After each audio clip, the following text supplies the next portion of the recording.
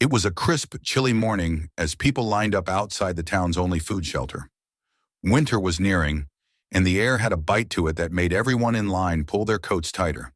The line stretched down the block, people bundled in layers, waiting quietly for their turn to enter. Among the crowd was an elderly black man named Samuel. He wore a long, faded coat and a woolen cap that had seen better days, his collar pulled up to keep out the cold. Despite the hardships evident in his worn-out clothes and weathered face, Samuel stood tall, his eyes steady as he waited patiently. Samuel was no stranger to the food shelter. Times had been tough since he retired, and his fixed income barely covered his basic needs. But he had learned to make do without complaint. Life had taught him resilience, and in his silence, there was a quiet dignity that seemed to shelter him from the despair so many others felt. As he waited, Samuel overheard bits of conversation. People spoke in hushed voices, sharing their stories, their struggles. Some were regulars, others newly fallen on hard times, each with a different journey that had brought them to this line. Samuel offered a nod or a soft smile to those who glanced his way. For those who knew him, Samuel was a comforting presence, a man who had seen more than his share of hardship, but still treated everyone around him with kindness. Then the low hum of chatter was broken by the sound of police sirens in the distance. Two police officers arrived at the shelter, stepping out of their car and surveying the line of people. Their uniforms were pristine, their expressions stern, and as they approached the shelter, a few people shifted uncomfortably. The officers were there to maintain order, as they often were, but their presence didn't always bring comfort. One officer, a tall man with sharp features, scanned the line, his gaze lingering on Samuel. The other, shorter and younger, followed his gaze and raised an eyebrow, sharing a silent understanding. Samuel stood quietly, unaware that he'd drawn their attention.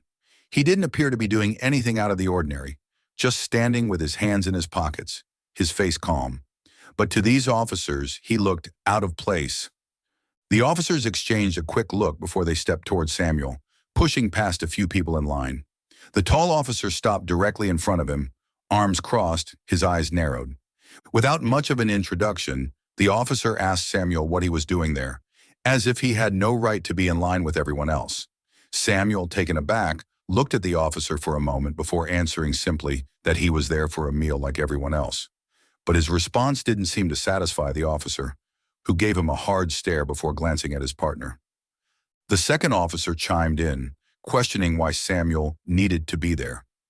His voice had a hint of sarcasm, as if he doubted Samuel's reason for coming to the shelter. It was clear from their expressions that they had already made assumptions about him based on nothing more than his appearance. Samuel's calm demeanor didn't falter, but the hurt in his eyes was noticeable. He had been treated like this before, dismissed or disrespected for no reason other than his age and appearance.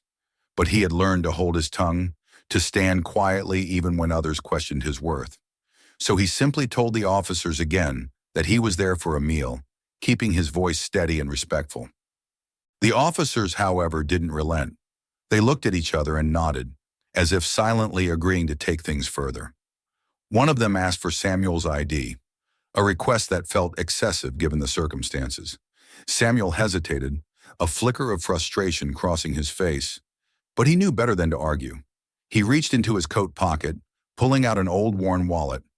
As he handed it to the officer, Samuel hoped they'd simply look at his ID and leave him be, but the officer took his time, rifling through the wallet as if searching for something. The other officer watched closely, a faint smirk on his face as he observed Samuel's discomfort. The onlookers in line shifted, some glancing away in awkward silence, others looking at Samuel with quiet sympathy. Everyone could feel the tension, but no one dared speak up. To most, it seemed like just another unfortunate incident, one that would pass as soon as the officers lost interest. But Samuel could feel the weight of their judgment bearing down on him, and for a moment he wondered if he'd ever be seen for who he truly was, beyond their assumptions. As the officer flipped through the wallet, his expression suddenly changed, his smirk fading as something caught his eye.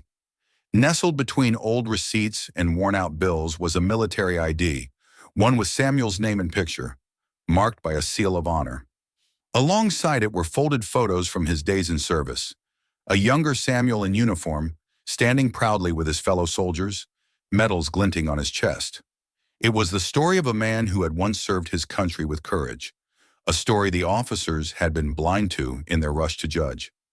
The officers stared at the military ID in silence, the change in his expression obvious. The confidence and dismissiveness he had shown moments ago faded, replaced by an awkward, almost uneasy look. The photo in the ID showed Samuel as a young man, strong and proud in his uniform. There was a time when he had served his country with honor, putting his life on the line for others, defending the very freedoms that allowed these officers to wear their badges. As the officer continued to look through the wallet, he found more. There were a few creased photographs of Samuel from his time in the military, images of him standing tall beside his fellow soldiers with medals pinned to his chest. He was not just a veteran, he was highly decorated, a hero by any measure. The officers had made assumptions based on his appearance, completely unaware of the life Samuel had led and the sacrifices he had made. The officer holding the wallet looked up, locking eyes with his partner, who now looked equally uncomfortable. Neither of them had expected to find this. In their eyes, Samuel had simply been another man in line at a food shelter, another face they could dismiss without a second thought. But the ID and the photos told a different story, a story of bravery, sacrifice, and dedication. The people in line were beginning to sense something unusual. Those who had a view of the wallet could see the military ID, the medals, the faded photos. Whispers started to spread through the crowd as they realized that Samuel wasn't just another man down on his luck. He was a veteran, someone who had given so much for his country. Some looked at him with newfound respect, others with quiet shame for not recognizing the man he truly was. Samuel's steady gaze never wavered as he watched the officers.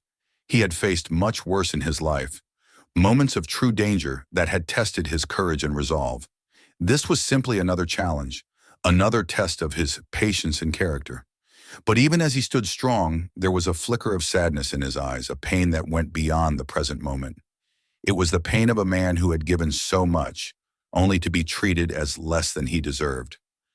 One of the officers cleared his throat, trying to regain his composure. He muttered something about protocol and how they had to check for security reasons, but his words sounded hollow. It was clear to everyone watching that he was struggling to justify his actions. The reality was undeniable.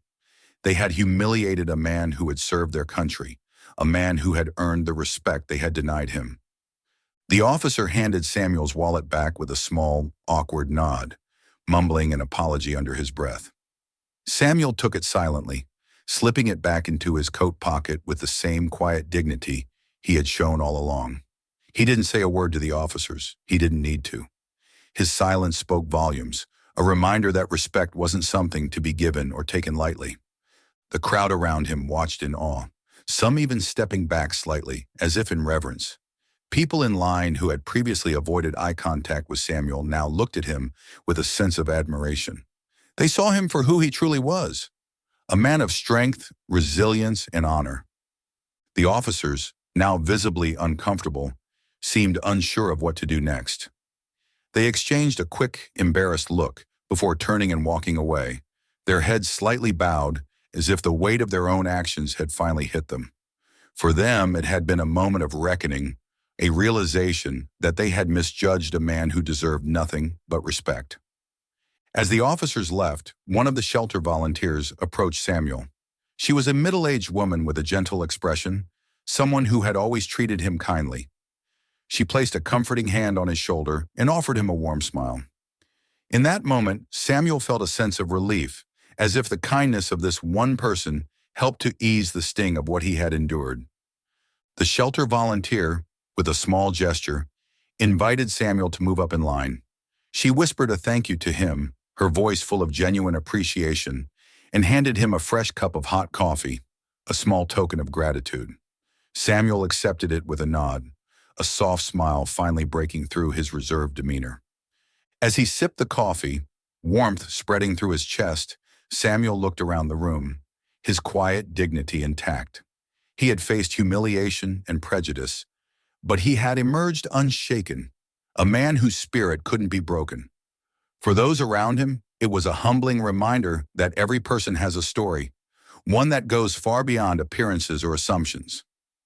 As the line continued to move, people in the shelter couldn't help but cast glances at Samuel. His quiet dignity, even in the face of disrespect, had left a lasting impression. The murmurs grew louder, and some people stepped out of line to approach him.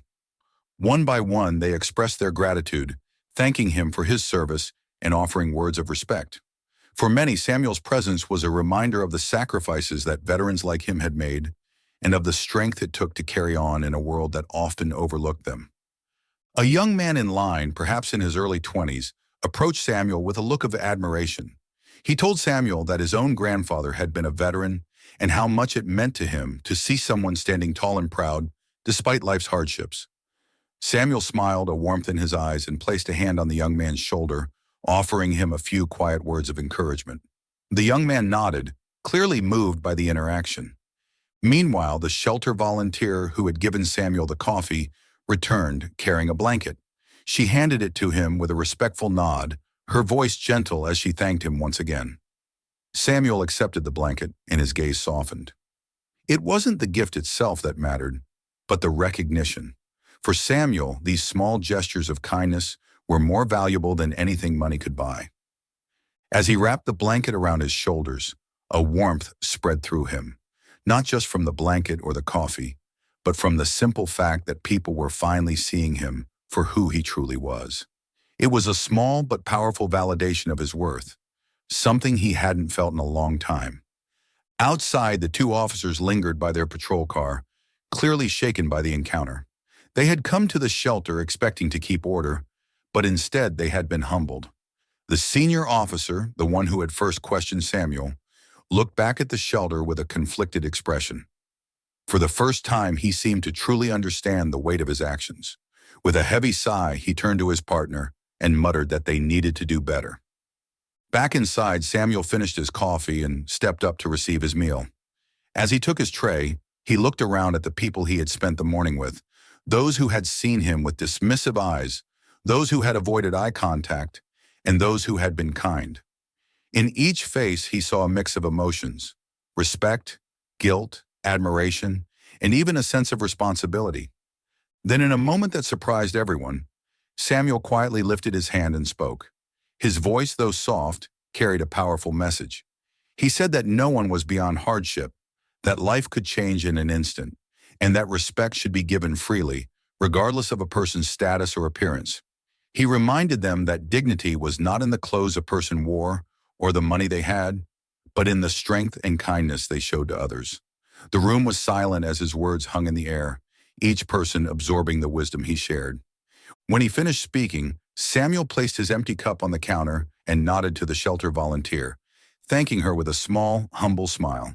The people around him seemed almost reluctant to let him go, as if they understood they had been in the presence of someone remarkable, someone whose story had changed them in ways they might not fully realize yet. As Samuel walked out of the shelter, heads turned to watch him go, many offering respectful nods or quiet thanks.